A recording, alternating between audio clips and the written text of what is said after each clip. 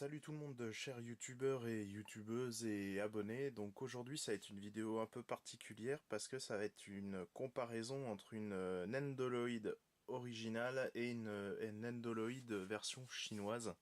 Parce que dans un commentaire on m'avait on va dire demandé de faire une vidéo comparative pour déjà voir on va dire vraiment les différences et puis savoir à quoi on peut s'attendre sur une vraie par rapport à une fausse.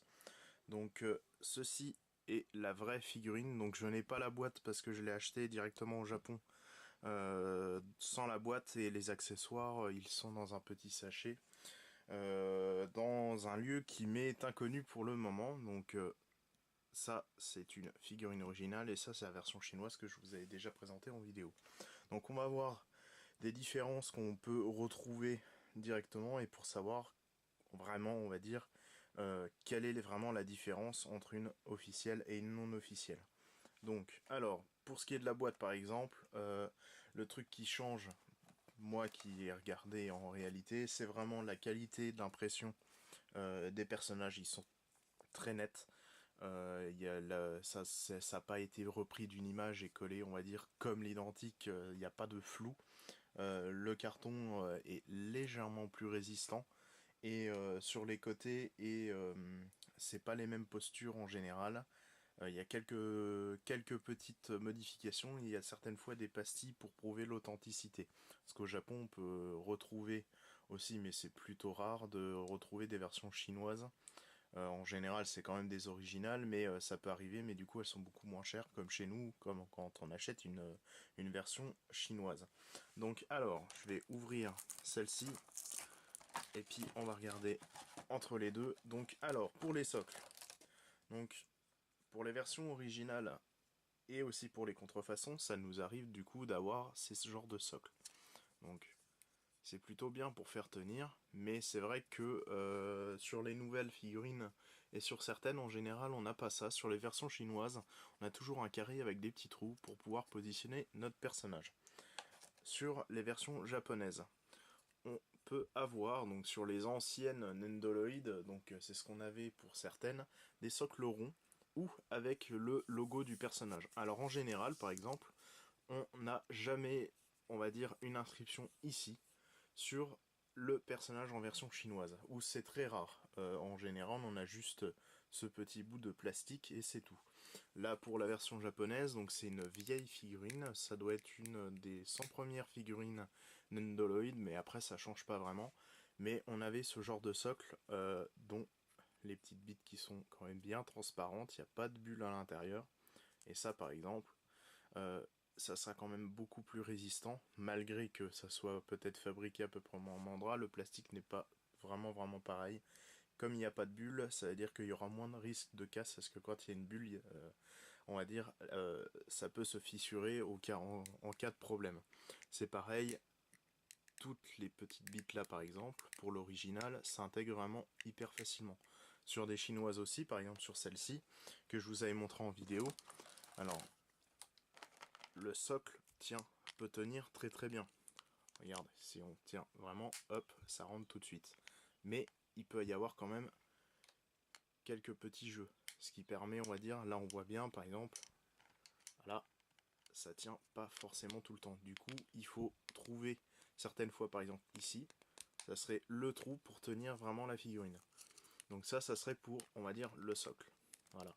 Mais en général, il y a toujours une position. Dans celle-ci, c'est vraiment au milieu parce que ça permet de faire voler le personnage. En général, moi, je le mets sur les côtés parce que du coup, ça permet d'avoir un plus grand angle et ça permet à la figurine de toucher vraiment le socle.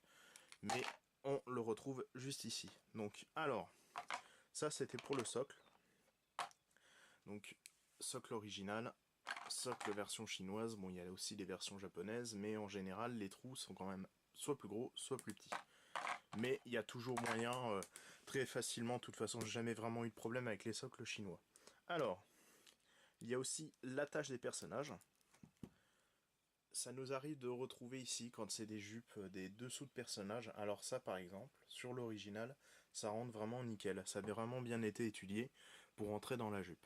Dans les jupes, on va dire comme celle-ci par exemple, bon là il n'y en a pas, mais ça peut arriver que le moule pour cette petite pièce soit pas forcément bien fait, ou sinon comme la robe est pas identique au moule, certaines fois c'est plus difficile et du coup ça tient un peu moins. Après il y a, comme je dis, il y a toujours moyen de pouvoir le mettre. Après c'est la même pièce, en général il n'y a rien qui change réellement, c'est juste on va dire pour faire maintenir la figurine.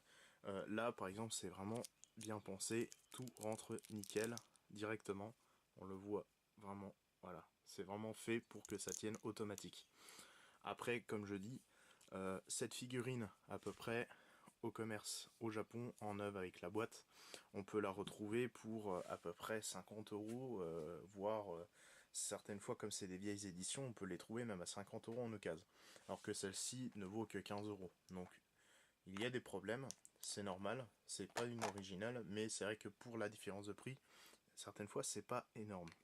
Même si moi par exemple, c'est sûr que en tant que collectionneur, je préfère avoir une originale, mais après c'est aussi niveau budget. Alors maintenant pour la figurine en elle-même.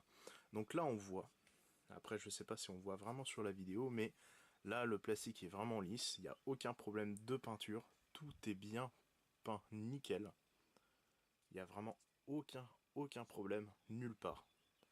Et c'est là la force on va dire des originales, c'est que toutes les peintures sont nickel, le plastique est toujours nickel aussi, ce qui est tout à fait normal, on le sent.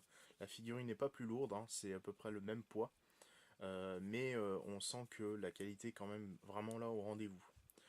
Pareil pour... Bon après c'est pareil, pas vraiment. Alors pour l'impression, donc on voit que c'est peint directement en fait, et du coup ça va permettre de mieux tenir sur la figurine. Par rapport à des autocollants, je pense qu'ils mettent dessus. Hop là, la petite, je ramasserai ça plus tard. Et oui, car même sur les versions japonaises, il y a quand même quelques petits problèmes. Là, ici, c'est vrai que c'est peint directement sur le plastique et c'est quand même beaucoup mieux parce que du coup, ça partira beaucoup moins. Mais voilà, la figurine en elle-même, sans le bas parce qu'il s'est tombé, mais c'est quand même une très belle figurine, de très bonne qualité, ce qui est normal, hein, c'est vraiment propre, donc là c'est pareil, hein. Les trous ici sont toujours nickel, tout rentre parfaitement et rien ne part réellement. Donc voilà vraiment ce qu'on peut retrouver, c'est pareil ici, hein. Quand on retire, il n'y a pas de problème de bavure ou de plastique ou autre, c'est vraiment nickel. Donc ça c'est une figurine du coup japonaise. Et juste à côté nous avons la version chinoise. Alors, c'est vrai que de vue, on voit pas vraiment la différence. Parce que c'est vraiment, celle-ci était quand même vraiment pas mal. Là, vraiment, les différences qu'on voit, c'est, voilà, au niveau des découpes, juste ici, là, on voit que c'est pas tout à fait net. Et pour les yeux, donc les yeux sont nickel, hein, il n'y a rien à dire, mais c'est pas directement peint sur le plastique. C'est une genre, on va dire, c'est, on va dire, un espèce d'autocollant. Voilà. Donc après pour ce qui est du plastique, il est légèrement, mais c'est pas énorme. En tout cas, moi je trouve qu'il est presque pareil. Le seul truc qui change, voilà, c'est vraiment certaines fois ces problèmes de bavure qu'on voit là. Les problèmes de moulure de plastique, c'est ce qu'il y a le plus dans les versions chinoises. Après pour le reste, je pense que l'utilisation du plastique est presque identique. Les maintiens de fixation sont à peu près pareils. Après il y a des trous, comme je dis, les trous, certaines fois ils sont trop petits, soit trop grands. C'est un peu dommage. Mais c'est vrai qu'après, pour le reste, ils ont quand même bien respecté ici. On a quand même un beau, une belle jupe ici bien transparente, comme on va dire l'original. Car oui, j'ai déjà vu l'original directement quand je suis parti au Japon. Et puis ça change vraiment. C'est une belle figurine. Pour 15 euros, c'est vraiment pas mal. Après, celle-ci a des gros points positifs car c'est une originale, mais celle-ci pour 15 euros, 3 fois moins cher. Pour certaines personnes, pour un cadeau comme ça fait par des parents ou voire des amis, c'est vrai que trouver on va dire une petite figurine sympa du personnage, c'est plutôt bien. C'est comme par exemple que je compare avec des figurines de pop. Les pops sont très jolis, mais après la qualité de la figurine en elle-même, c'est pas on va dire, une qualité exceptionnelle. C'est plus, on va dire, pour pas faire la blague, mais avoir notre personnage préféré en simpliste. Moi, je compare un peu ça, par exemple là, on a certes une figurine pour pas grand chose. C'est une version chinoise, donc comme on peut les retrouver au Japon quand même, c'est quand même plus rare. Je pense que quand même ils ont eu pas des autorisations, mais autorisation d'utiliser certains moules, car sinon je ne pense pas qu'on les retrouverait certaines en Chine. Mais voilà, je compare plus, on va dire. Donc là, une très belle figurine parfaite à 50 €.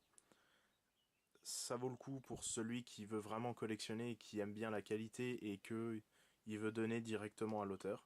C'est plutôt bien. Après, c'est vrai que pour faire un petit cadeau comme ça, c'est assez sympathique, avec la figurine et du personnage que l'on veut, 15 €, ça fait pas très cher. On les reçoit en pas longtemps, non plus comme les japonaises. Mais c'est vrai que pour un cadeau ou pour une, on va dire pour mettre dans la vitrine, ça fait l'affaire. Après, chacun a ses défauts.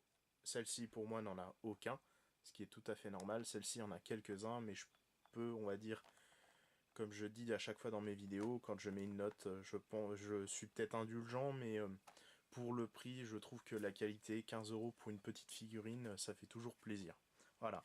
Donc j'espère que cette vidéo vous aura plu. Donc moi, j'ai trouvé ça plutôt pertinent quand même de vous montrer une originale parce que c'est toujours important. C'est vrai que depuis le début, je montre des vidéos avec que des fausses et du coup, on peut pas vraiment comparer. Là, par exemple, elle est peut-être très très simple, mais je pense qu'on peut voir vraiment sur la vidéo la différence entre une originale et une fausse et du coup, ça permettra à certains, pour ceux qui vont regarder la vidéo, de pouvoir réfléchir si vous préférez acheter une originale à un prix quand même assez élevé ou une figurine un peu moins chère mais pour faire on va dire un petit cadeau ou pour faire joli dans la petite vitrine. Voilà, donc merci à tous d'avoir regardé cette vidéo, lâchez quelques commentaires pour j'aimerais bien avoir quand même vos avis sur cette vidéo et puis quelques petits j'aime et partagez la vidéo à vos amis, à vos entourages. À la prochaine, salut!